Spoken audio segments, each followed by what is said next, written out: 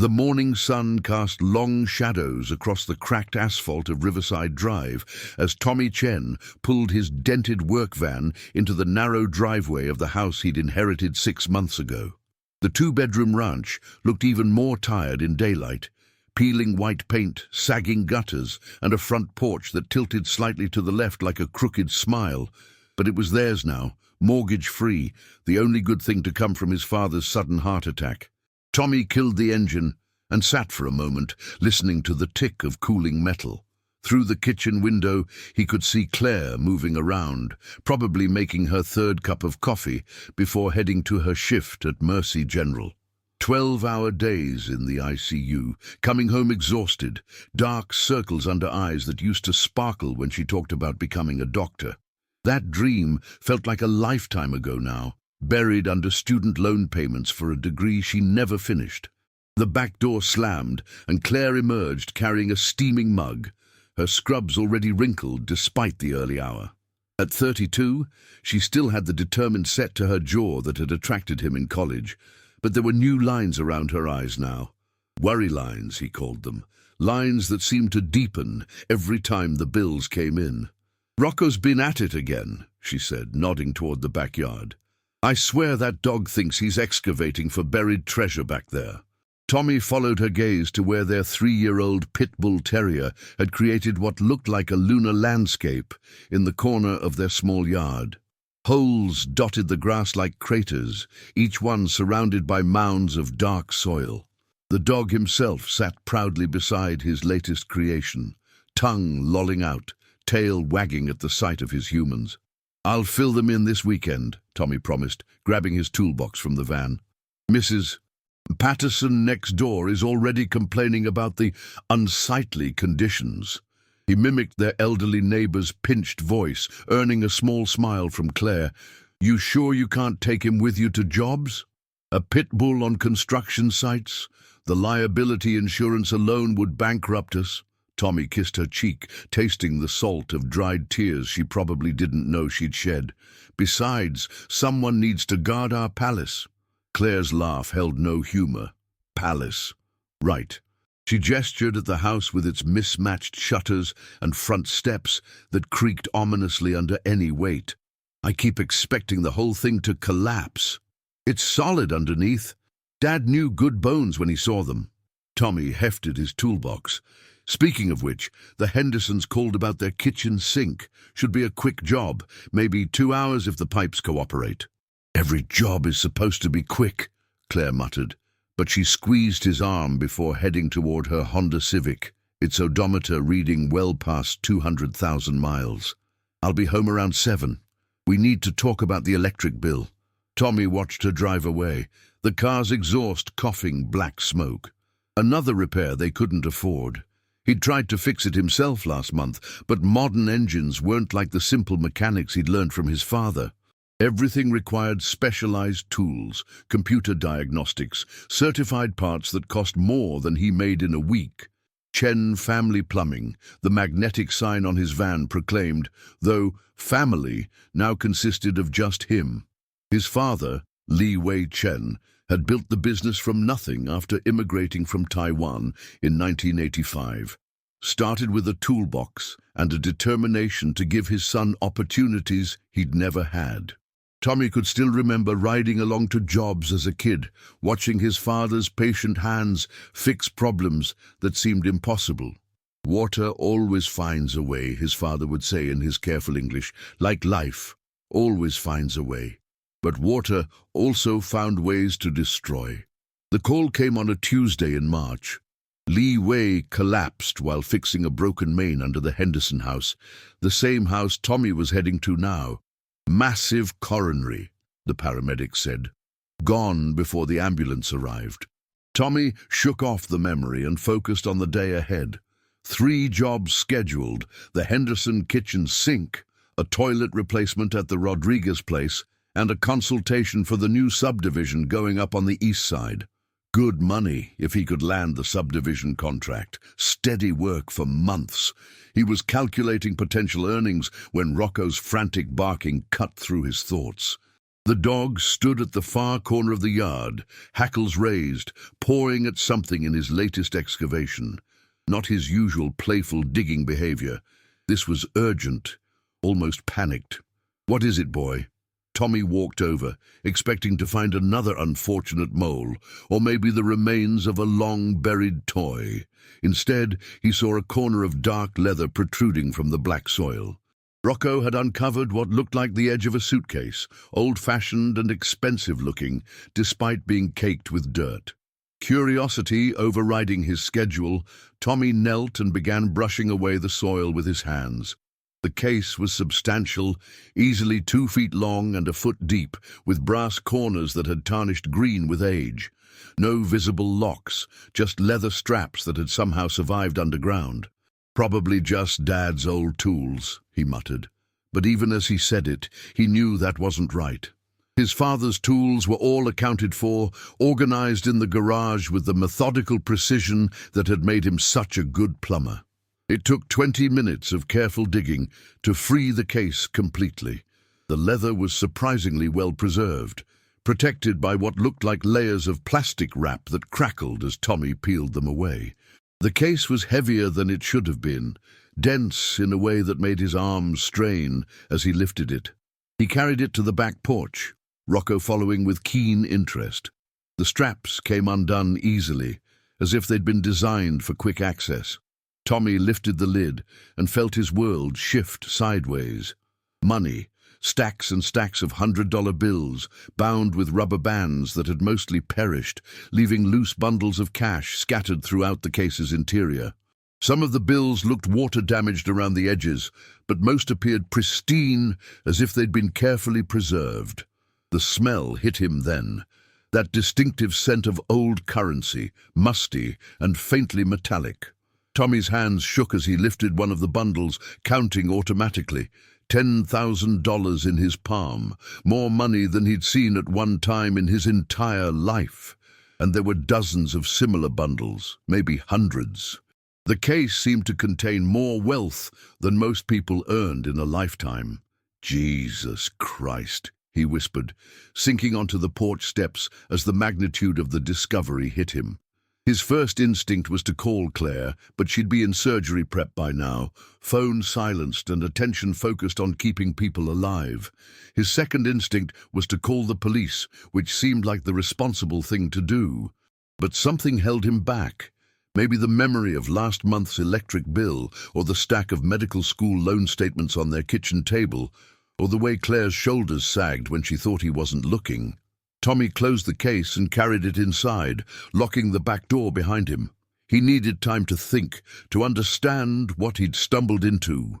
Money didn't just appear in suburban backyards without a story, and those stories usually involved complications that honest plumbers like his father would have avoided. But his father wasn't here anymore, and Tommy was drowning in debt and responsibility and the weight of dreams that seemed increasingly impossible to achieve. He placed the case on their kitchen table, right next to the stack of bills that had been haunting their mornings for months. The contrast was stark. Bright red, overdue stamps next to more money than they'd ever imagined owning. Tommy opened his laptop and typed "Found money, buried backyard legal obligations" into the search bar. The results were a maze of conflicting information about treasure hunting laws, property rights, and statute of limitations. Some sources suggested that property owners had rights to anything found on their land. Others warned about potential criminal implications if the money had been obtained illegally. One article caught his attention. Construction worker finds $40,000 in walls of renovation project. Court rules, money belongs to previous owner's estate. The accompanying photo showed a man not unlike Tommy, holding a much smaller sum of cash and looking overwhelmed by the attention. But this was different. This wasn't $40,000. This was enough money to change everything. Enough to pay off Claire's loans, fix their house, buy a reliable car, maybe even help her finish medical school. Enough to honor his father's dreams for their family.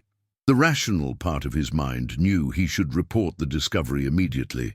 But the desperate part, the part that had been calculating and recalculating their finances for months, the part that saw Claire's exhaustion and his own failing business, whispered about possibilities he'd never dared imagine. Tommy's phone buzzed with a text from the Hendersons. "Run in late. Can you come by after lunch instead?" Perfect. More time to figure out what to do with a fortune that had literally fallen into their lives. He moved the case to their bedroom closet, hiding it behind winter clothes that wouldn't be needed for months. But even as he drove toward his first job of the day, Tommy couldn't shake the feeling that finding the money was only the beginning. Someone had buried it for a reason, and that reason probably wasn't going to stay buried forever. The Henderson house looked the same as always. White colonial with black shutters, manicured lawn, 3-car garage. The kind of house Tommy and Claire had dreamed of owning someday, back when someday felt possible. But now, with a suitcase full of cash hidden in their closet, someday felt different, closer, dangerous. As Tommy knocked on the Hendersons' front door, he wondered if they'd be able to tell, just by looking at him, that everything had changed. That their reliable neighborhood plumber was now sitting on enough money to buy 10 houses just like theirs. Mrs. Henderson answered with her usual brisk efficiency. "Tommy, come in, come in. The kitchen sink is acting up again. The garbage disposal is making terrible noises." "I'll take a look," Tommy said, following her toward the kitchen. But his mind wasn't on pipes and disposals. It was on buried secrets and impossible choices and the weight of a discovery that felt too large for one man to carry alone. The disposal repair took 45 minutes and netted him $60, less than he'd spend on lunch if he had access to the money upstairs. The irony wasn't lost on him as he packed his tools and headed home, eager to confirm that the morning's discovery hadn't been some stress-induced hallucination. The case was still there, still filled with more money than he could count quickly. Real money, old but legitimate-looking, bundled with the casual efficiency of someone who'd handled large amounts of cash regularly. Tommy sat on his bed and opened his laptop again, this time searching for news stories about missing money, bank robberies, or unsolved crimes in their area. What he found made his blood run cold. The headline from 15 years ago stopped him dead. Industrial accident kills 47 workers. Company denies safety violations despite evidence. The accompanying photo showed a construction site Tommy recognized, the old Riverside Industrial Complex, less than 2 miles from his house. The same complex where his Uncle Min had worked, before the explosion that took his life along with dozens of others. As Tommy read the article, pieces of a horrible puzzle began falling into place. The company, Meridian Construction, had been found liable for safety violations that led to the deadly accident. Families of the victims were awarded a collective settlement of $47 million, money that was supposed to provide for the widows and children left behind. But the money had never been distributed. Company executives claimed it had been embezzled by their accounting firm, and years of legal battles had followed. The victims' families, including Tommy's aunt and cousins, had received nothing while lawyers fought over jurisdiction and liability. Tommy's hands trembled as he continued reading. One name kept appearing in the coverage: Robert Meridian, the company's founder and CEO, who had disappeared shortly after the settlement was awarded. Some speculated he'd fled the country with the money. Others believed he'd been murdered by angry families seeking justice. But what if neither theory was correct? What if Robert Meridian had simply buried the money and waited for the investigation to cool down? Tommy looked around his modest bedroom, the cramped space he shared with Claire, the water stain on the ceiling they couldn't afford to fix, the dresser that was falling apart after 15 years of use. All of it could change with the money in that case. But that money might belong to families who had lost everything. Families like his own, who had watched their loved ones die preventable deaths while corporate executives counted profits. His Uncle Min's widow, Lily, still lived in a subsidized apartment downtown, working 2 part-time jobs to support her teenage daughter. She'd aged 20 years in the months after Min's death, her grief compounded by the financial devastation of losing the family's primary breadwinner. Tommy could give her enough money to retire comfortably, to send her daughter to college, to honor Min's memory in a way that the courts had failed to do. But that would mean admitting he'd found the money, and admitting that would bring questions he wasn't prepared to answer. It would mean investigations and lawyers and possibly criminal charges if anyone decided he'd waited too long to report the discovery. The front door opened and Claire's voice called out from the living room. "Tommy, why is your van in the driveway? I thought you had 3 jobs today." He quickly closed the laptop and shoved the case deeper into the closet, his heart hammering against his ribs. "Kitchen," he called back, trying to keep his voice normal. Claire appeared in the doorway, still wearing scrubs, but looking more animated than she had in weeks. "Good news. Dr. Martinez wants to talk to me about a research position. Part-time, but it would be evenings and weekends so I could keep my ICU shifts." "That's great, honey." Tommy forced enthusiasm into his voice, even as guilt gnawed at him. Here was Claire, working herself to exhaustion for a chance at additional income, while he sat on enough money to solve all their problems. It wouldn't pay much initially, but it's a foot in the door, and if the research gets published... She trailed off, the familiar look of cautious hope flickering in her eyes. "Maybe it's not too late to finish what I started." Tommy pulled her into a hug, inhaling the familiar scent of hospital disinfectant and the lavender shampoo she'd used since college. "It's never too late," he said, the words feeling like stones in his mouth. As they held each other in their tiny kitchen, Tommy could feel the weight of the hidden money pressing down on them like a physical presence.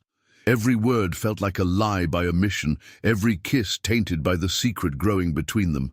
"How was your day?" Claire asked, pulling back to study his face with the trained observation of someone who spent her days reading vital signs and subtle changes in patient conditions. "Fine," Tommy said, the understatement of his lifetime. "Fixed the Hendersons' disposal, confirmed the Rodriguez job for tomorrow." But Claire's expression suggested she wasn't entirely convinced. After 8 years together, she could read his moods better than anyone. That night, as Claire slept beside him, Tommy lay awake staring at the ceiling and wrestling with impossible questions. The money in their closet could transform their lives, pay off every debt, fund Claire's return to medical school, give them the security they'd never known. But it might also belong to families who had suffered unimaginable losses, families who deserved justice and compensation that had been stolen from them. As the digital clock beside their bed rolled past midnight, Tommy made a decision that would change everything. He would research the case more thoroughly, find out exactly where the money had come from and who had the strongest legal claim to it. And then, somehow, he would figure out how to do the right thing without destroying the life he and Claire were trying to build together.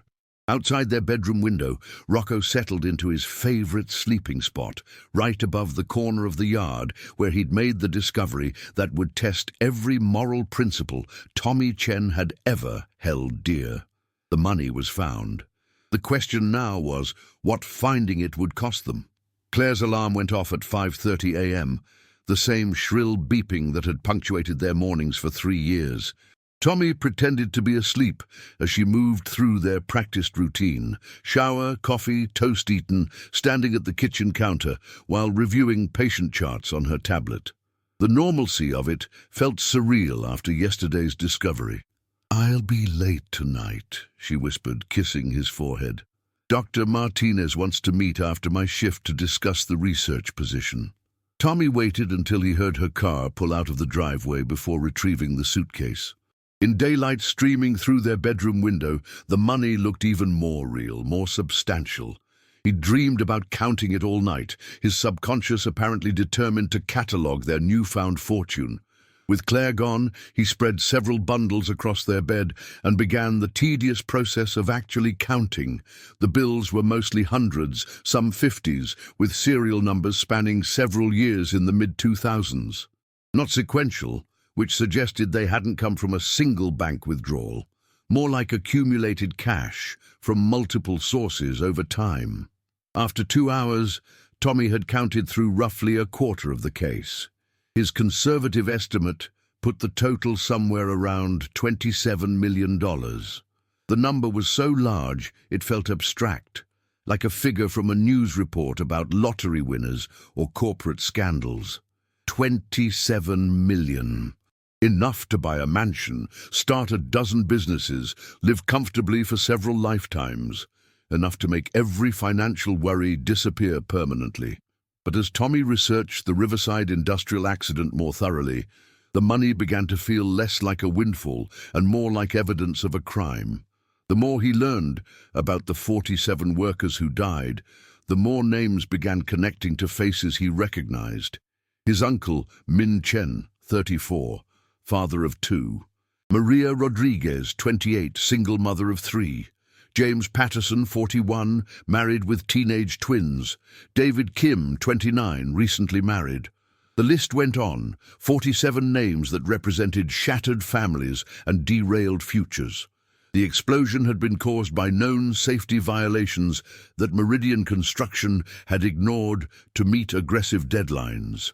Internal documents, revealed during the subsequent investigation, showed that company executives had been warned repeatedly about dangerous conditions. The settlement money was supposed to provide for the victims' families, college funds for children who had lost parents, medical care for survivors, support for elderly parents who had lost their primary caregivers. Instead, it had vanished along with Robert Meridian himself. Tommy found a more recent article dated just 6 months ago. Families of Riverside industrial victims still awaiting justice after 15 years. The piece featured interviews with several families, including his own Aunt Lily. "My daughter Sophie is starting her senior year of high school," Lily had told the reporter. "She's brilliant, straight A's, wants to be an engineer like her father. But I work 2 jobs just to keep us in our apartment. College feels impossible without the settlement money we were promised." Tommy stared at the accompanying photo of his cousin Sophie, now 17 and bearing a striking resemblance to her deceased father. Min had talked constantly about his daughter's potential, his dreams of sending her to MIT or Stanford. Those dreams had died with him in the industrial accident. The article included contact information for Sandra Mitchell, the Attorney General who had made the Meridian case a cornerstone of her career. Mitchell had been elected partly on promises to recover the missing settlement money and bring Robert Meridian to justice. Tommy copied her office number into his phone, then stared at the digits for a long time. One call could set everything in motion. The investigation, the media attention, the legal proceedings that would eventually return the money to the rightful recipients. It would also mean admitting that he'd spent a full day knowing about the discovery without reporting it. And it would mean giving up the only chance he and Claire might ever have at financial security. His phone rang, startling him from his moral spiral. Unknown number, but Tommy answered anyway. "Chen Plumbing." "Mr. Chen? This is Detective Ray Coleman, State Police. I wondered if I could ask you a few questions about your property." Tommy's heart stopped. "My property? Nothing serious. We're following up on some old leads related to a cold case, the Meridian Construction investigation. I understand your uncle Min Chen was one of the victims." "Yes." Tommy's mouth felt like sand. "What kind of questions?" "Well, we've been reviewing property records in the area, looking for connections to Robert Meridian or his associates. Your house was owned by a David Patterson from 1995 to 2008. Did you know Mr. Patterson?" The name clicked. David Patterson had been on the victim list. Tommy felt the room spinning slightly as connections formed in his mind. My father bought the house from Patterson's estate after he died in the accident. We never met him personally." "I see. The thing is, Mr. Patterson worked in Meridian's accounting department before transferring to the construction crew. We think he might have had access to financial records that could help us track the missing money." Tommy gripped the phone tighter. "What does that have to do with me?" "Probably nothing. But we'd like to take a look around the property, if you don't mind." Sometimes people leave things behind, documents, files, anything that might give us a lead. When? How about this afternoon? I could be there around 3. Tommy looked at the suitcase on his bed, at the money spread across their comforter like evidence of his own guilt. Actually, today's not good. I have several jobs scheduled. Tomorrow then? Sure, tomorrow's fine. After Detective Coleman hung up, Tommy sat in stunned silence. David Patterson, the man who had owned their house, who had died in the industrial accident, had worked in Meridian's accounting department, the same department that would have handled the settlement money.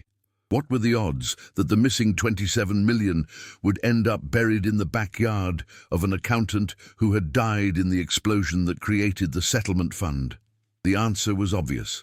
This wasn't coincidence. David Patterson had somehow gotten access to the money before his death. Maybe he'd been working with Robert Meridian, or maybe he'd discovered the embezzlement and tried to hide the evidence. Either way, Patterson had buried the money and then died before he could retrieve it or report its location. Tommy spent the morning in a haze, going through the motions of his scheduled jobs while his mind wrestled with increasingly complex moral calculations. The Rodriguez toilet replacement took twice as long as usual because he kept losing focus, staring at the wrench in his hands while imagining Detective Coleman searching their house. At lunch, he called Claire. "Hey," she answered, sounding tired already despite the early hour. "What's up? Just wanted to hear your voice. Rough morning?" 3 admissions before 9 a.m., and Mrs. Henderson from down the street came in with chest pains. Turned out to be anxiety, but she was convinced she was having a heart attack. Tommy almost smiled despite his stress. "Mrs. Henderson, the one who complains about Rocco's digging? That's the one. She mentioned seeing you yesterday, said you were acting peculiar." Her words. "Peculiar how?"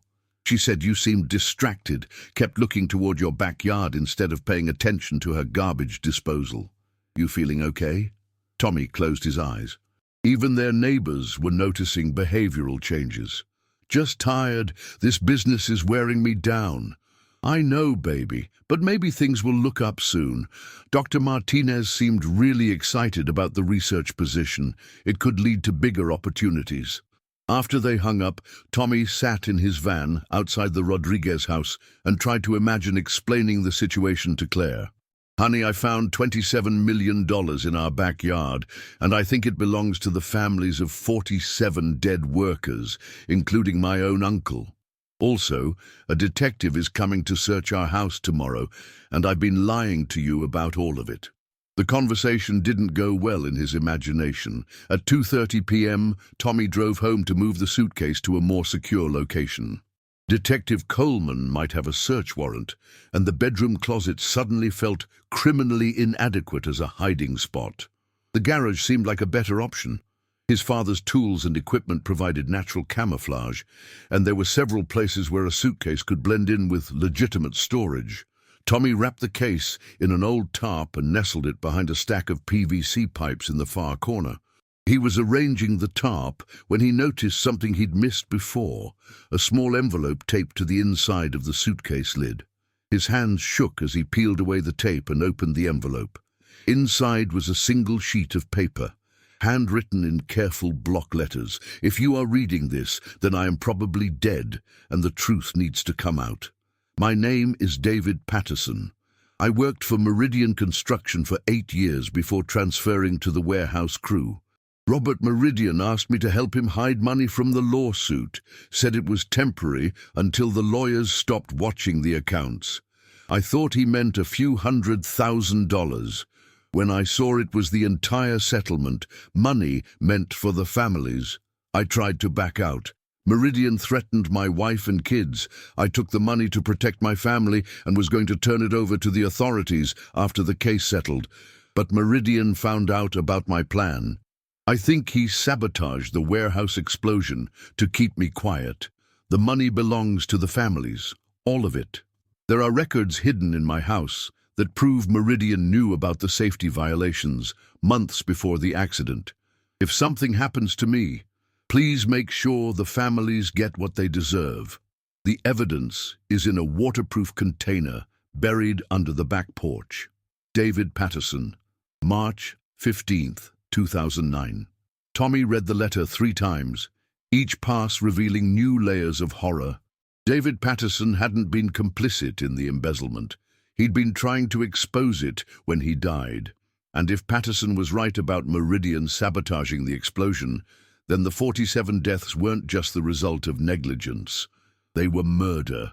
The letter changed everything. This wasn't just about found money anymore. It was about justice for 47 families and evidence of one of the worst industrial crimes in state history. Tommy looked toward the back porch, a concrete slab that had always seemed slightly crooked. If Patterson was telling the truth, there were documents buried underneath that could finally give the victims' families the closure they'd been seeking for 15 years. But excavating the porch would require jackhammers, concrete cutters, and explanations that Tommy wasn't prepared to give. It would also confirm that he'd been sitting on crucial evidence while families continued to struggle with poverty and unanswered questions. At 4:15, Tommy's phone rang again. "Mr. Chen, this is Detective Coleman. I'm afraid I need to push our meeting back a day. Something urgent came up with another case." Tommy felt a mixture of relief and anxiety. "No problem. Actually, while I have you on the line, do you happen to know anything about your house's previous owner, David Patterson?" "Just what I told you before. My father bought it from his estate." "Did Patterson leave anything behind when he died? Personal belongings, documents, anything like that?" Tommy glanced toward the porch, imagining the evidence buried beneath tons of concrete. "Not that I'm aware of." "Okay. Well, I'll see you Friday afternoon then." After Coleman hung up, Tommy sat in his garage, surrounded by his father's tools and wrestling with the weight of decision. The honest thing to do was obvious. Call Detective Coleman back, explain about the money and the letter, arrange for a proper excavation of the porch. But honesty would also mean admitting that he'd hidden evidence in a major criminal investigation. It would mean questions about why he'd waited, suspicions about his motives, possibly criminal charges for obstruction of justice. More importantly, it would mean watching $27 million disappear into the legal system, where it would likely remain tied up in courts for years while lawyers fought over distribution and the families continued to struggle. Tommy thought about his cousin Sophie, brilliant and ambitious, but trapped in poverty because of her father's death. About his Aunt Lily, working herself to exhaustion at 62 because she'd never received the settlement money that was rightfully hers. He thought about Claire, coming home exhausted every night from a job that barely covered their basic expenses, dreaming of finishing medical school but unable to afford the tuition. The money could solve all of these problems immediately. He could anonymously distribute portions to the victims' families, set up college funds, pay off medical bills. He could help the people who deserved help without involving lawyers and judges and bureaucrats who had already failed these families for 15 years. It would require careful planning and absolute secrecy, but it wasn't impossible. Swiss bank accounts, cash transactions, untraceable donations through established charities. Tommy had watched enough crime dramas to understand the basics of moving money without detection. But first, he needed to confirm what was buried under the porch. That evening, Claire came home looking more animated than she had in months. "The research position is mine if I want it," she announced, dropping her purse and practically bouncing on her toes. "Dr. Martinez thinks my nursing background gives me a unique perspective on patient care outcomes." "That's incredible, honey." Tommy pulled her into a hug, genuinely happy despite the weight of his secrets. "Tell me everything." Or, as Claire described the research, a long-term study on infection rates in surgical patients, Tommy found himself calculating how much of the hidden money would be needed to pay off her student loans entirely. Probably less than $500,000, a tiny fraction of the total that would transform her life completely. "The only downside is the time commitment," Claire continued. "Evenings, weekends, some overnight data collection. We'd barely see each other for the next year. It's worth it, Tommy said automatically, for your career. But even as he spoke the supportive words, Tommy was thinking about how Claire's schedule would actually make his plans easier. More time alone meant more opportunities to move the money, to research the victims' families, to figure out how to distribute justice without getting caught. That night, after Claire fell asleep, Tommy crept out to the backyard with a flashlight and examined the back porch more carefully. The concrete did look disturbed in one corner, as if it had been broken and repoured at some point. The repair work was subtle but visible once you knew what to look for. Patterson had been telling the truth about hiding evidence. The question now was whether Tommy had the courage to dig it up and whether he was prepared for the consequences of what he might find. As he stood in his backyard, holding $27 million in stolen money and a suicide letter that could rewrite history, Tommy Chen realized that some discoveries changed everything about who you thought you were. The money was no longer just a windfall. It was a test of everything he claimed to believe about right and wrong, justice and survival, family and community.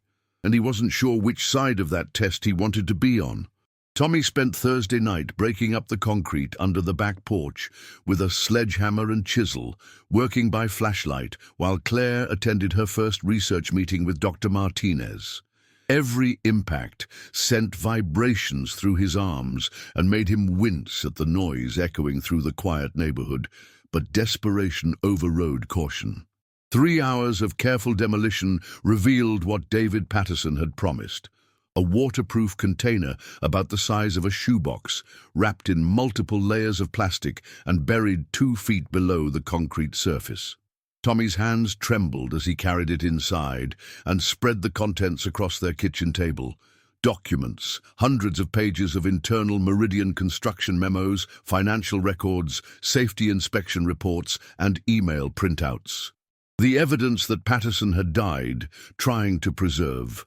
The most damning document was a series of emails between Robert Meridian and his safety coordinator, dating from 6 months before the explosion.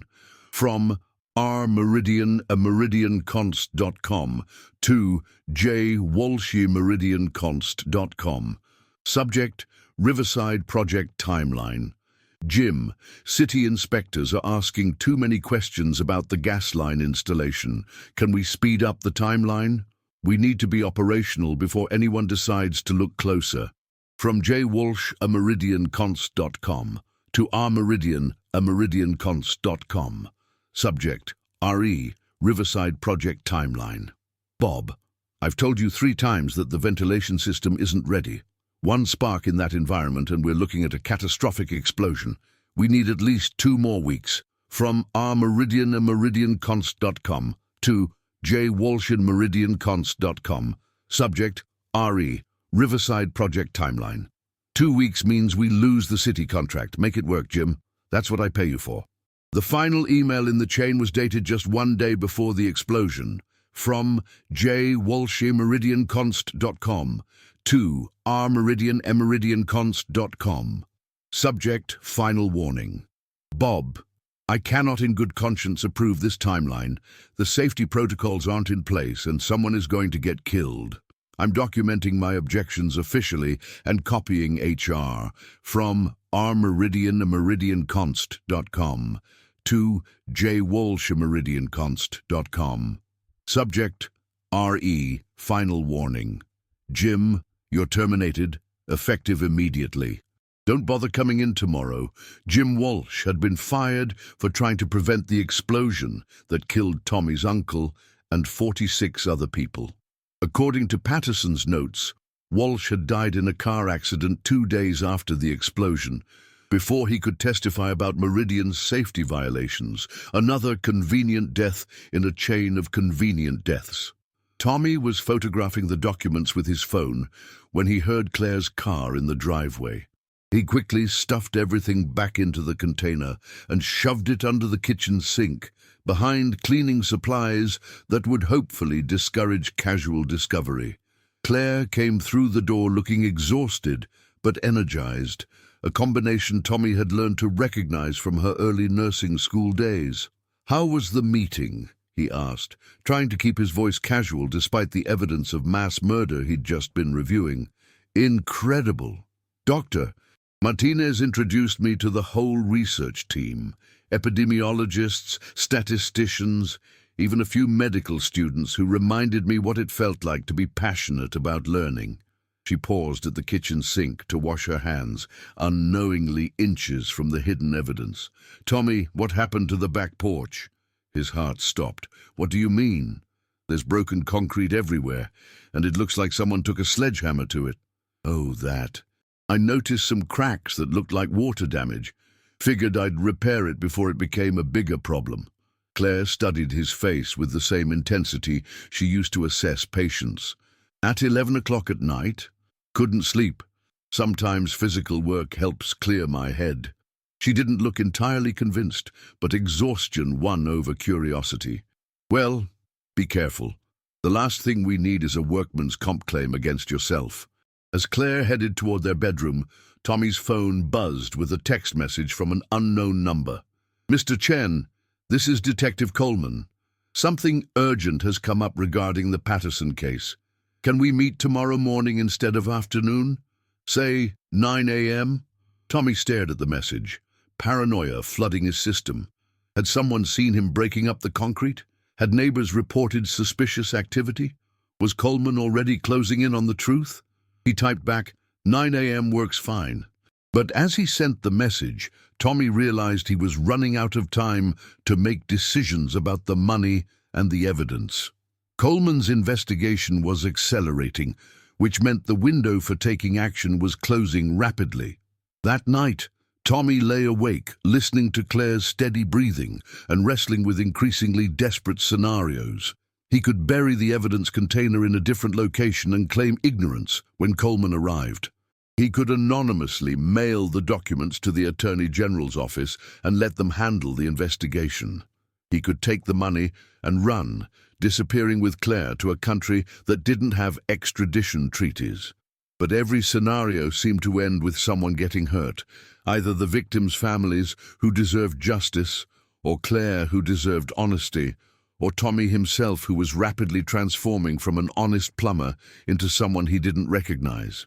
At 6 a.m., Tommy gave up on sleep and drove to the 24-hour diner on Main Street, needing space to think away from the physical presence of the money and evidence. The place was nearly empty except for a few construction workers grabbing coffee before their shifts and an elderly man reading a newspaper at the counter.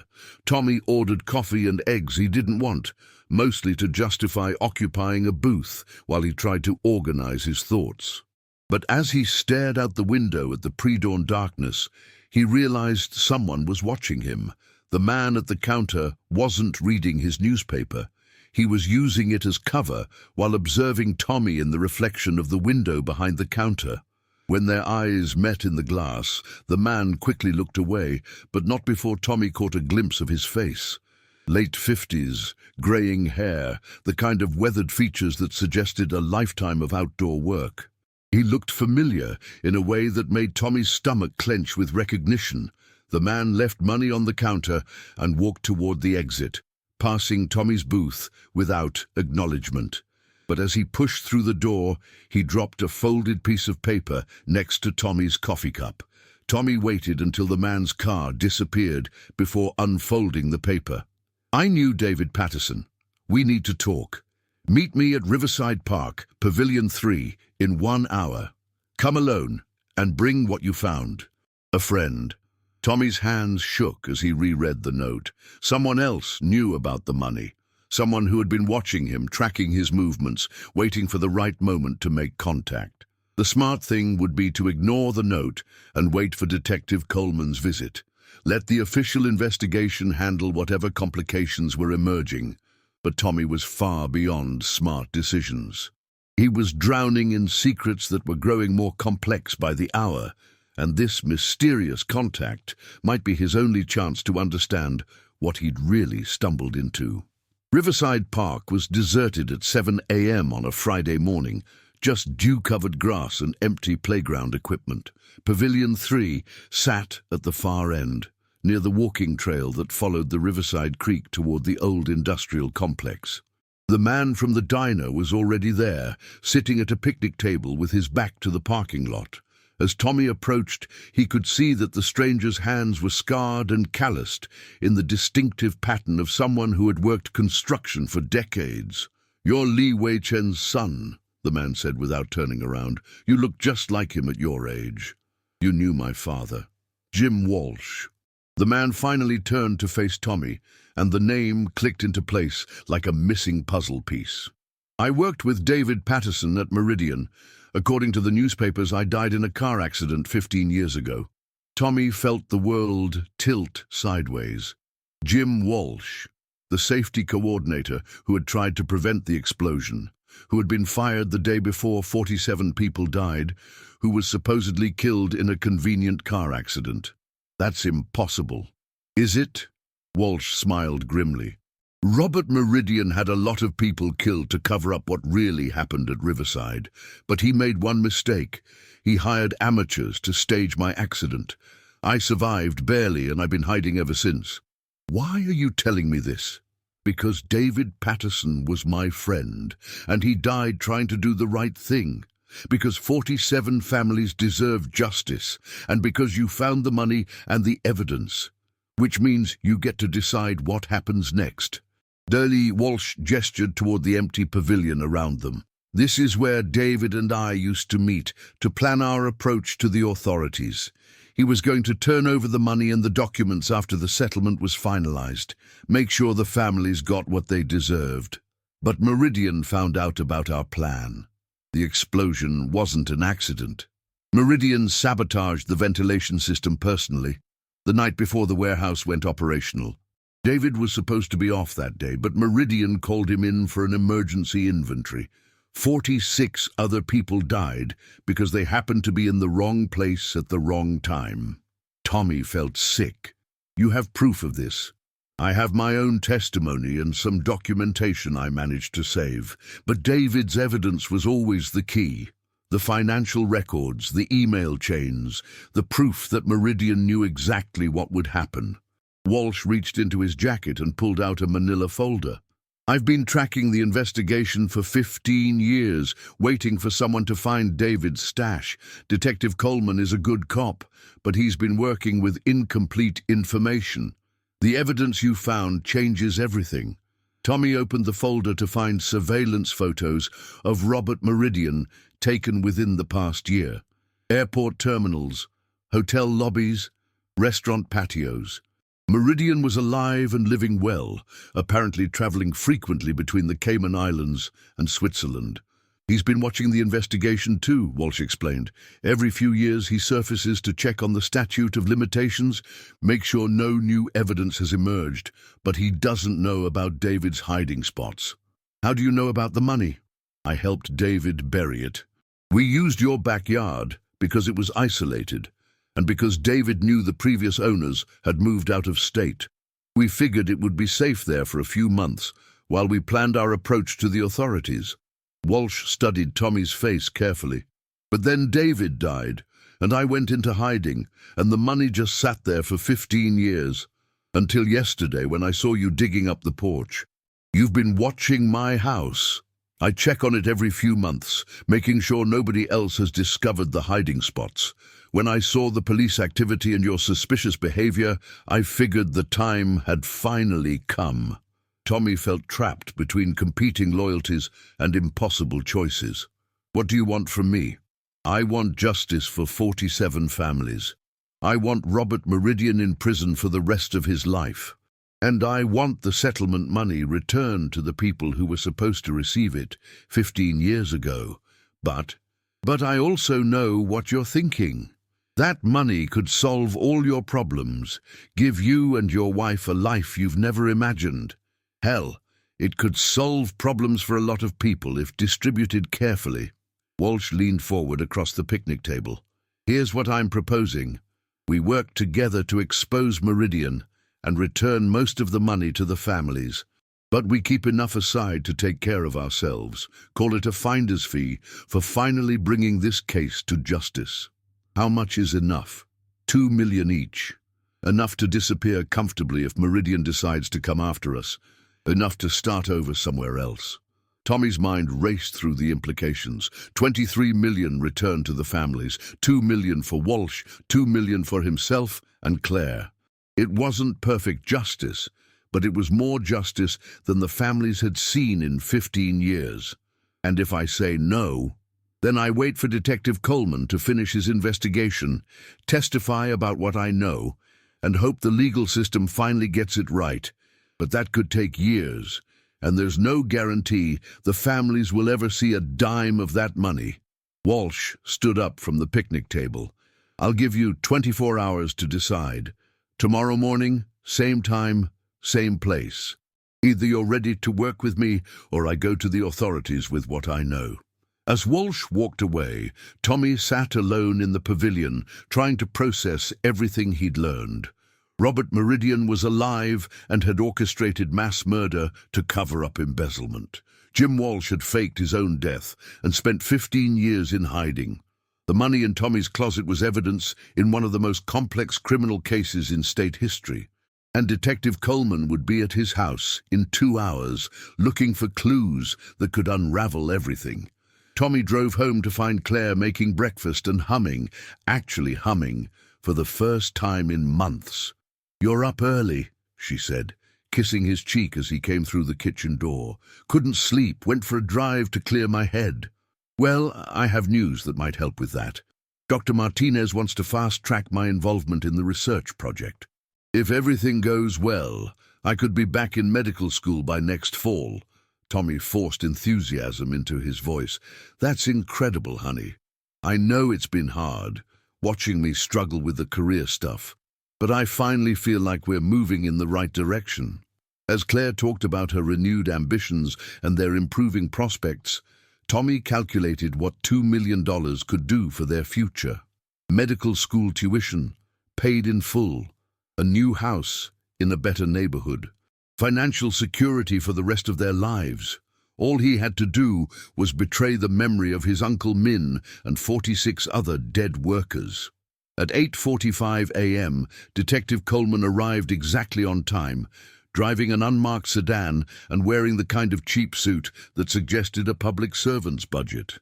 "Mr. Chen, thanks for making time this morning." Coleman was younger than Tommy had expected, maybe early 40s, with the methodical demeanor of someone who had learned patience from years of working cold cases. "No problem. What can I help you with?" "I'd like to walk through the house, if that's okay. Sometimes seeing the layout helps me understand how previous occupants lived, where they might have kept important documents." Tommy led Coleman through their modest home, watching the detective's eyes catalogue every detail. When they reached the kitchen, Coleman paused at the sink, where Tommy had hidden Patterson's evidence container. "David Patterson was an interesting guy," Coleman said conversationally.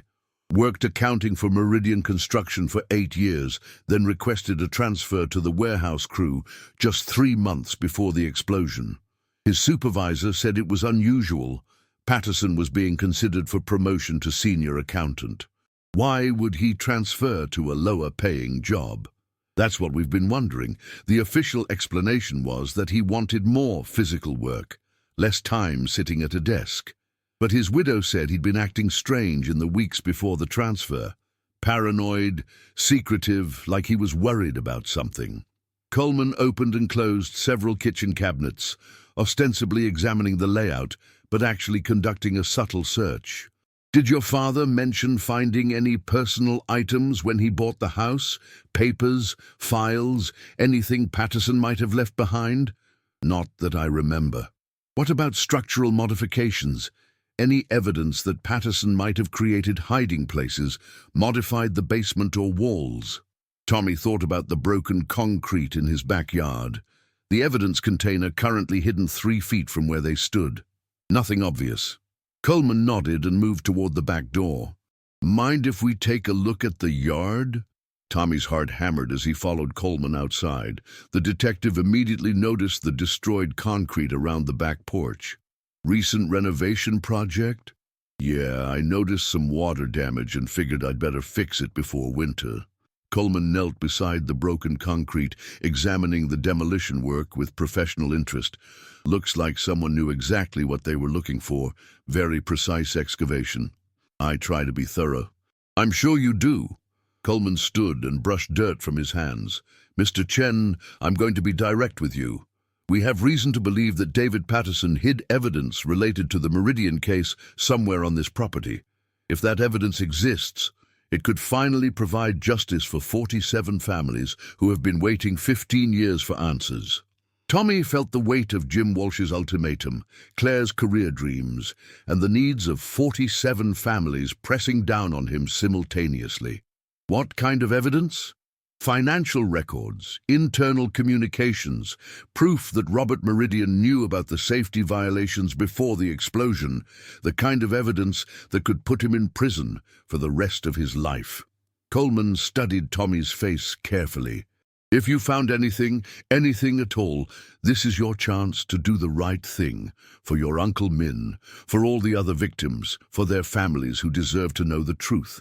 Tommy stood at the crossroads of his entire life, holding secrets that could destroy him or save him, depending on what he chose to reveal. In 12 hours, he would have to decide between Jim Walsh's offer and Detective Coleman's investigation, between justice and survival, between the man he had always been and the man he was becoming. Detective Coleman, Tommy said slowly, there's something you need to know. Tommy stared at Detective Coleman for a long moment, the words hanging in the air between them like a bridge he wasn't sure he was ready to cross. The detective waited with the patient stillness of someone who had learned that silence often produced better confessions than questions. I need to show you something, Tommy finally said, leading Coleman back into the kitchen. He retrieved the waterproof container from under the sink, his hands steadier than he'd expected. As he spread David Patterson's documents across their kitchen table, Coleman's eyes widened with the recognition of someone who had been searching for exactly these pieces of evidence for years. Jesus Christ, Coleman whispered, picking up the email chain between Meridian and Walsh. This is it. This is what we needed. There's more. Tommy pulled out his phone and showed Coleman the photos of the money. $27 million, buried in the same location. The entire settlement fund. Coleman sat down heavily in one of their kitchen chairs, the weight of 15 years of investigation suddenly crystallizing into prosecutable evidence. Where is the money now? Hidden. Safe. Tommy paused, choosing his words carefully. Detective, I need to ask you something. If this evidence leads to convictions, how long before the families actually see any compensation? That's hard to say. Could be months, could be years, depending on how complex the legal proceedings become and whether we can recover additional assets from Meridian's offshore accounts. And during that time, the money sits in evidence lockup, while people like my Aunt Lily continue working 2 jobs at 62 years old. Coleman studied Tommy's face with new understanding. Mr. Chen, I can't tell you what to do with information like this, but I can tell you that tampering with evidence in a federal investigation carries serious consequences. Even if that tampering results in the victims' families getting help, they should have received 15 years ago. Especially then, the moment you start making decisions about who deserves what and when, you become part of the crime instead of part of the solution. Tommy felt the philosophical trap closing around him. Every choice seemed to lead to someone getting hurt, either the families who deserved immediate compensation, or himself and Claire who could disappear into comfortable anonymity, or the abstract concept of legal justice that had already failed these people for a decade and a half. There's something else you should know, Tommy said. Jim Walsh is alive. Coleman's coffee cup hit the table hard enough to slosh liquid across Patterson's carefully preserved documents. What did you say? Jim Walsh, the safety coordinator who supposedly died in a car accident. He survived, went into hiding. He contacted me yesterday. Where is he? He wants to work with me to distribute the money to the families while bypassing the official investigation. Take care of the people who need help immediately, without waiting for lawyers and judges to decide their fate. Coleman leaned back in his chair, processing the implications of a witness he'd assumed was dead suddenly appearing with evidence that could rewrite the entire case. "Mr. Chen, I need you to understand something. Jim Walsh has been a fugitive for 15 years. Even if his reasons were understandable, he's been obstructing a federal investigation and withholding crucial evidence in multiple homicides. He's been trying to stay alive. Meridian killed 47 people to cover up embezzlement. You think he'd hesitate to kill one more witness? Which is exactly why Walsh needs to come forward now, with protection from the federal authorities. This evidence changes everything, but it has to be handled through official channels."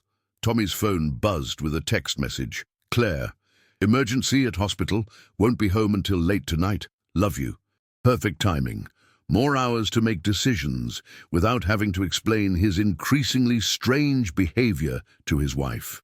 "Detective, what happens if I give you everything right now? The money, the documents, Walsh's contact information. We build the strongest possible case against Robert Meridian and anyone else involved in the conspiracy. We work with federal prosecutors to ensure the victims' families receive full compensation, and we make sure that justice is finally served." How long?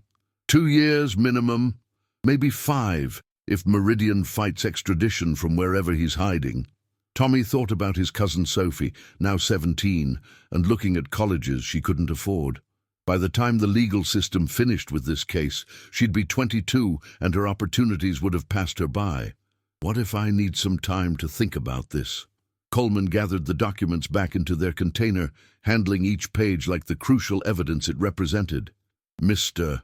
Chen, I can't legally compel you to turn over the money immediately, but I can tell you that every day you wait makes this situation more complicated for everyone involved, including me. Especially you. Right now you're a citizen who discovered evidence of a crime and is cooperating with authorities. Tomorrow you could be a suspect in a federal conspiracy case." After Coleman left with copies of the documents, but not the location of the money, Tommy sat alone in his kitchen, trying to imagine explaining the situation to Claire.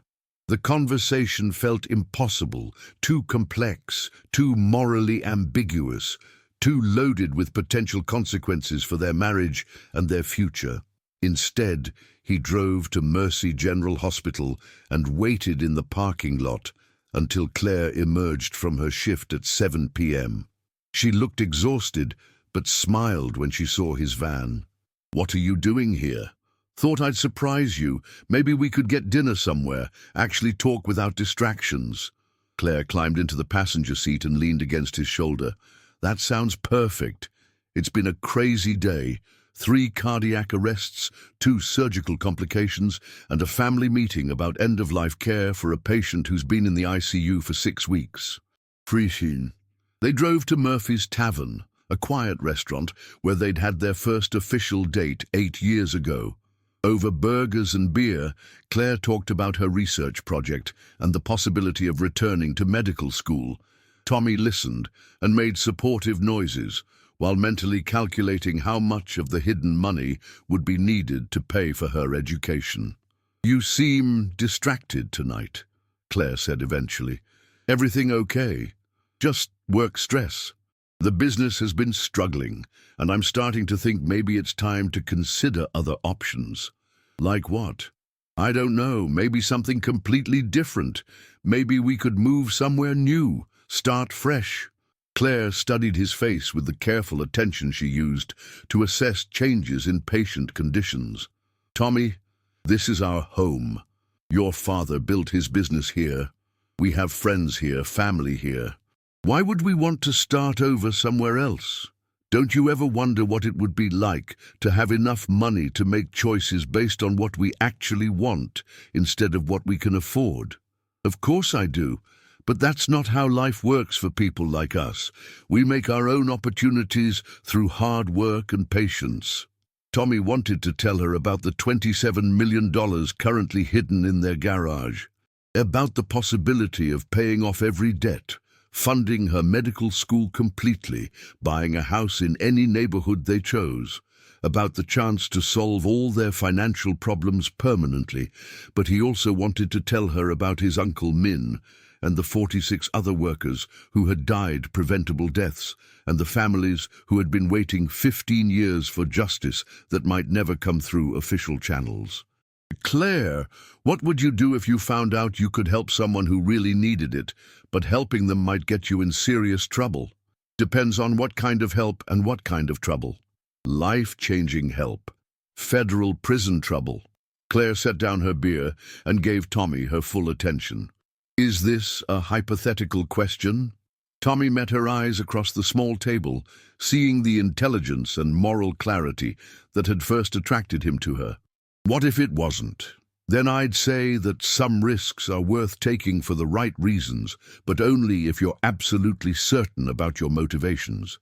It's easy to convince yourself you're helping others when you're really helping yourself. And how do you tell the difference? You ask yourself whether you'd make the same choice if there was no benefit to you at all. If you'd still do the right thing, even if it cost you everything. They drove home in comfortable silence, but Tommy's mind was racing through scenarios and consequences and moral calculations that seemed to grow more complex by the hour. As they pulled into their driveway, he noticed a car parked across the street that hadn't been there when they left, a dark sedan with tinted windows and government plates. "Stay in the van," Tommy told Claire, but she was already getting out and walking toward the house. The front door was standing open. Tommy caught up with Claire on the porch, both of them staring into their violated home. Furniture had been moved, drawers opened, cushions displaced. Not ransacked exactly, but thoroughly and professionally searched. "Should we call the police?" Claire whispered. "I don't think the police did this." They entered cautiously, Tommy leading the way through rooms that felt foreign despite containing all their familiar possessions. Everything had been examined and replaced with the kind of precision that suggested professional expertise rather than common burglary. In the bedroom, Tommy immediately checked the closet where he'd originally hidden the suitcase. Empty, as expected, since he'd moved it to the garage days ago. But someone had been looking for something specific in exactly the right location. The garage had also been searched, but the money remained hidden behind the PVC pipes where Tommy had concealed it. Either the intruders hadn't found it, or they'd found it and chosen to leave it in place for reasons Tommy couldn't fathom. On the kitchen table, they found a single sheet of paper that hadn't been there when they left for dinner. "Mr. Chen, we need to discuss recent developments regarding mutual interests. Tomorrow, 2 p.m., Riverside Industrial Complex, Building 7. Come alone and bring our shared concern. Time is running out for all of us. RM." Tommy's blood ran cold as he realized the implications. RM, Robert Meridian, the man who had orchestrated 47 murders, was now in town, and he knew about the money. "Tommy, what is this?" Claire was reading the note over his shoulder, her voice tight with fear. Before he could answer, his phone rang. Jim Walsh's voice was urgent and breathless. "Chen, we've got a problem. Meridian's in town, and he knows you found the money. You need to get out of there right now." "How do you know?" "Because I've been tracking him for 15 years, and he just made contact with his local associates. There are people watching your house." Tommy looked out the kitchen window and saw the dark sedan still parked across the street. As he watched, 2 more vehicles appeared at either end of the block, effectively boxing in their house. What does he want? The money, the evidence, and probably to eliminate everyone who knows about either. You've got maybe an hour before they make their move. Where can we go? There's an abandoned warehouse on Industrial Road, about 2 miles from your house. I'll meet you there with transportation and a plan." Tommy hung up and turned to Claire, who was staring at him with a mixture of fear and dawning comprehension. "Tommy, what have you gotten us into?" "I found something," he said simply. "Something that was buried in our backyard 15 years ago. Something that powerful people are willing to kill for." "What kind of something?" $27 million and evidence of mass murder." Claire sat down hard in one of their kitchen chairs, the weight of revelation hitting her like a physical force. The industrial accident, the one that killed your uncle. It wasn't an accident. Lynn, as quickly as possible, Tommy explained everything. The money, the documents, David Patterson's letter, Jim Walsh's survival, Detective Coleman's investigation, and Robert Meridian's return. Claire listened without interruption, her nursing training helping her process complex information under stress. So our choices are to run away with stolen money, turn everything over to the police and hope we survive the legal process, or meet with a mass murderer and try to negotiate. That's about the size of it. Claire stood up and walked to the window, studying the surveillance vehicles with the calm assessment she used in medical emergencies. How much time do we have? Walsh says about an hour. Then we need to make a decision right now about who we are and what we're willing to live with. Tommy joined her at the window, both of them looking out at the trap closing around their home. What do you think we should do? I think, Claire said slowly, that some things are more important than safety. And I think your Uncle Min and 46 other families deserve to know the truth, even if it costs us everything. Even if it costs us each other? Claire turned away from the window and took Tommy's hands in hers. Especially then, because if we run away with that money, we'll spend the rest of our lives knowing we chose comfort over justice. And I don't think either of us could live with that. Tommy felt a weight lifting from his shoulders that he hadn't realized he'd been carrying. So we give everything to Coleman and trust the system. No, Claire said firmly. We take the money and the evidence to that meeting tomorrow. We face Robert Meridian directly and make sure he knows that his secrets died with David Patterson 15 years ago. That's incredibly dangerous. So is living with the knowledge that we could have helped 47 families get justice and chose not to because we were scared. As they stood together in their violated kitchen, surrounded by the evidence of forces beyond their control, Tommy realized that the money had never really been about financial security. It had been about choosing what kind of people they wanted to be when tested by circumstances they'd never imagined. Outside, the surveillance vehicles waited with mechanical patience, their occupants probably assuming that fear would drive Tommy and Claire toward predictable choices. They were about to discover how wrong they could be. Tommy and Claire spent their last night in the house, packing a single duffel bag with essentials, cash, documents, Claire's nursing credentials, and the spare .38 revolver that had belonged to Tommy's father. The money and Patterson's evidence container went into a waterproof backpack that Tommy could carry easily.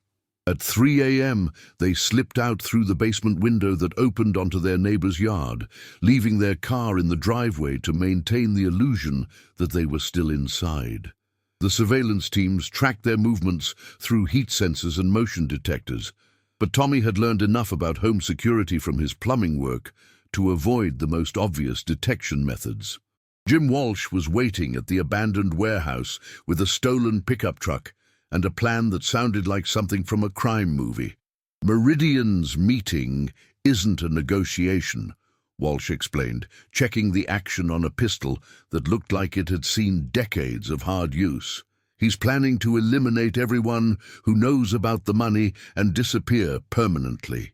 The only reason he's not just killing you outright is that he needs to confirm you haven't hidden copies of the evidence somewhere else. So what do? We turn it into a real negotiation by making sure Detective Coleman and the FBI are waiting when Meridian shows up. Claire studied Walsh with the clinical assessment she used on patients whose stories didn't quite add up. If you've been tracking Meridian for 15 years, why haven't you contacted the authorities before now? Because I needed proof he was still alive, and evidence that could convict him. Patterson's documents provide both, but only if they're presented in the right context. Walsh spread a hand-drawn map across the warehouse floor, showing the layout of the Riverside Industrial Complex. Building 7 is where the explosion happened. Meridian chose it deliberately, psychological warfare, making you face the scene of his crimes.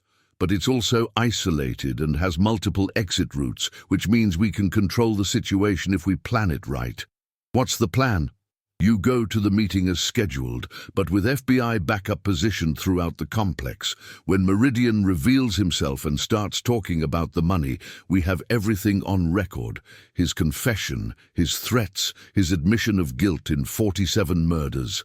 And if something goes wrong, then Claire and I are positioned with sniper rifles to make sure you get out alive. Tommy looked at his wife, trying to imagine her handling a high-powered rifle while federal agents closed in on a mass murderer. The surreal nature of their situation hit him again. 48 hours ago, they'd been struggling to pay electric bills.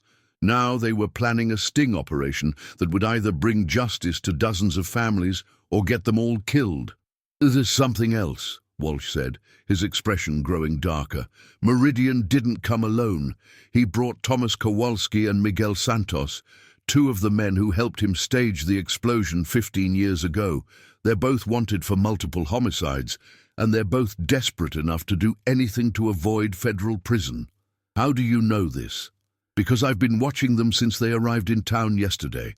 They're staying at the Riverside Motel, room 237, and they've been conducting surveillance on your house, Detective Coleman's office, and the industrial complex." Walsh handed Tommy a small digital recorder. "Everything Meridian says needs to be captured clearly. The FBI will have their own recording equipment, but redundancy is crucial in a case this important." "Seen?" As dawn broke over the industrial complex, Tommy found himself standing in the ruins of Building 7 for the first time since his uncle's funeral 15 years ago. The structure had never been rebuilt after the explosion. Too many lawsuits, too much bad publicity, too much blood soaked into the concrete foundations. The main floor was a wasteland of twisted metal and broken concrete, but the basic framework remained intact. Tommy positioned himself near the center of the space, the backpack containing $27 million at his feet, and waited. At exactly 2 p.m., Robert Meridian emerged from the shadows like a ghost, returning to the scene of his greatest crime. He looked older than his newspaper photos, grayer and more weathered, but his eyes held the same calculating intelligence that had built a construction empire and then destroyed it to cover up mass murder. "Mr. Chen, thank you for coming. I didn't have much choice." "No, I suppose you didn't." Meridian walked closer, flanked by two men who moved with the predatory grace of professional killers. "I understand you found something that belongs to me." "It doesn't belong to you. It belongs to the families of the people you murdered." Meridian smiled without humor. "Murder is such a harsh word. I prefer to think of it as necessary problem-solving. David Patterson was going to destroy everything I'd built over a momentary crisis of conscience. The other workers were simply in the wrong place at the wrong time." Tommy felt the digital recorder in his pocket, capturing every word of Meridian's casual admission to 47 counts of first-degree murder. "You killed your own employees to steal money that was meant to compensate their families. I killed them to protect a business that employed thousands of people and generated millions in tax revenue. Sometimes individual sacrifice is necessary for the greater good." "Is that what you told yourself when you sabotaged the ventilation system?" Meridian's expression sharpened with interest. "You've read Patterson's documents. Good. That means you understand the full scope of what you're dealing with. I understand that you're a mass murderer who's been living comfortably in exile while families struggle to survive because of what you stole from them. And I understand that you're a small-time plumber who stumbled into a situation far beyond his comprehension." Meridian gestured toward the backpack. "The money, Mr. Chen." Tommy picked up the bag, but didn't move toward Meridian.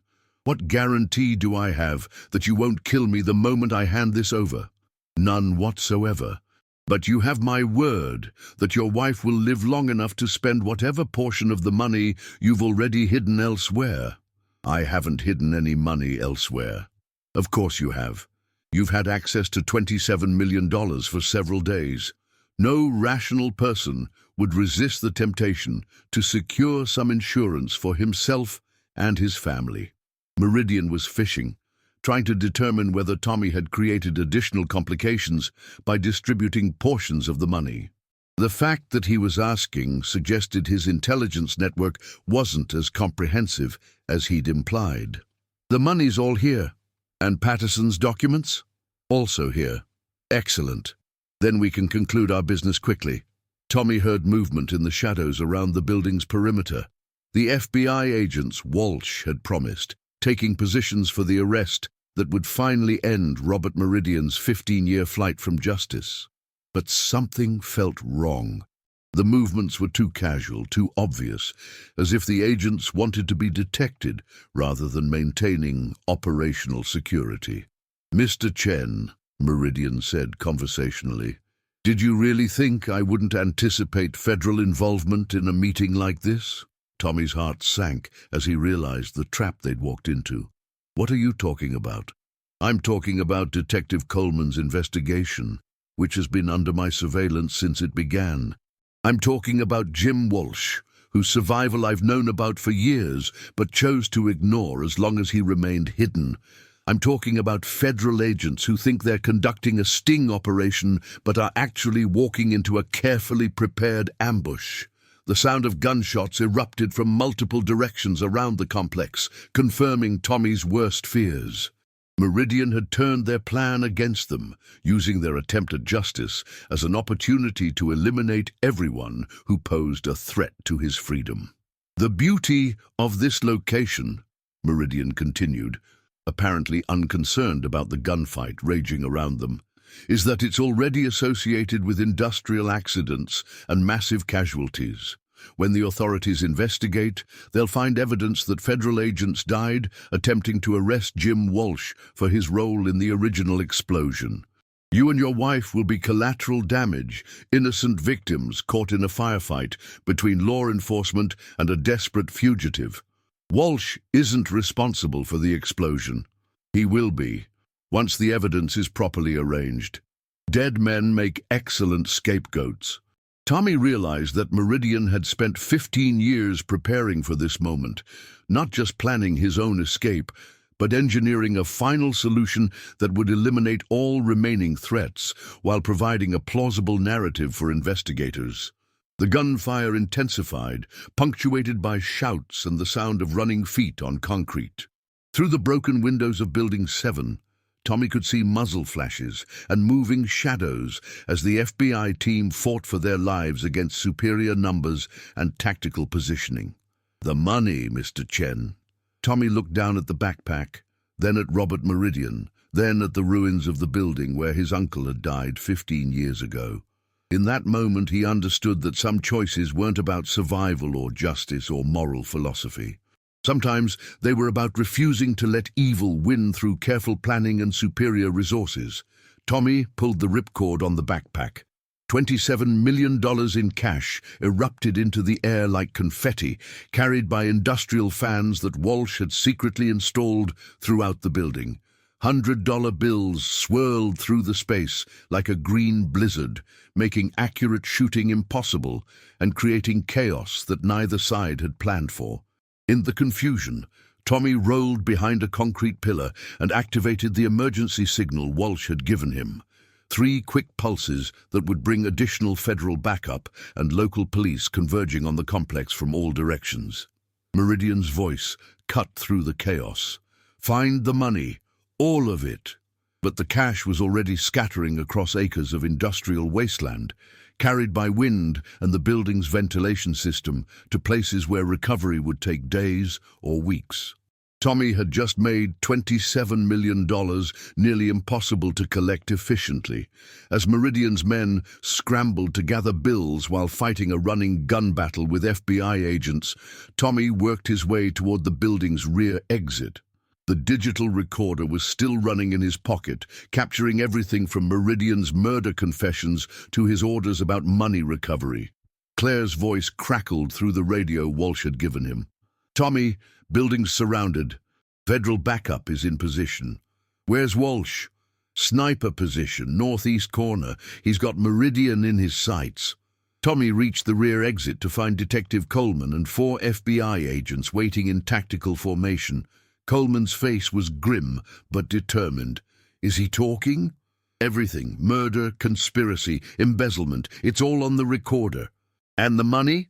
Tommy gestured toward the chaos inside Building 7, where $100 bills continued to swirl through the air like autumn leaves. Distributed. It's going to take months to collect it all, but at least Meridian can't just walk away with it. Coleman nodded approvingly. Sometimes the best justice is the messiest kind. Ooh, the standoff lasted another 20 minutes, ending when Walsh's sniper rifle eliminated Thomas Kowalski and Miguel Santos, while federal agents moved in to arrest Robert Meridian. The man who had orchestrated 47 murders to cover up embezzlement was finally brought to justice, surrounded by the evidence of his greed scattered across the scene of his greatest crime. 6 months later, Tommy and Claire sat in a federal courtroom watching Robert Meridian receive multiple life sentences without the possibility of parole. The money had been painstakingly recovered and distributed to the victims' families through a streamlined legal process that bypassed most of the bureaucratic delays Detective Coleman had warned about. Tommy's cousin Sophie used her portion of the settlement to attend MIT, where she was studying engineering with the same passion her father had shown. Aunt Lily retired from her 2 part-time jobs and bought a small house near the university so she could be close to her daughter. Claire returned to medical school using a combination of settlement money and federal witness protection funds. Her research on industrial accident trauma became the foundation for new safety protocols that prevented similar disasters. Jim Walsh emerged from 15 years of hiding to receive a presidential pardon for his role in exposing the Meridian conspiracy. He used his portion of the reward money to establish a foundation supporting families of industrial accident victims. Detective Coleman was promoted to head the state's cold case division, with a mandate to investigate other unsolved industrial accidents that might involve criminal negligence or conspiracy. And Tommy Chen discovered that sometimes the right choice isn't the safe choice or the profitable choice, but the choice that lets you sleep peacefully knowing you didn't let evil win through inaction. The $27 million had been found, recovered, and distributed to its rightful recipients. But the real treasure, the knowledge that ordinary people could still choose justice over self-interest when tested by extraordinary circumstances, proved to be worth far more than money. On quiet evenings, Tommy and Claire would sit on their repaired back porch and watch Rocco dig new holes in their yard, knowing that some discoveries change everything about who you thought you were and who you choose to become. The money was gone, but the people who found it had discovered something far more valuable: the courage to do the right thing, even when the cost seemed too high to bear. In the end, that courage proved to be the greatest inheritance Li Wei-Chen could have left his son. Not the tools of a trade, but the moral foundation to use those tools in service of something larger than personal survival. The case was closed. The families had their justice. And Tommy and Claire Chen had learned that some secrets are worth keeping, while others are worth risking everything to reveal. The buried truth had finally seen daylight, and 47 families could rest in the knowledge that their loved ones had not been forgotten by history or by the people who inherited their struggle for justice.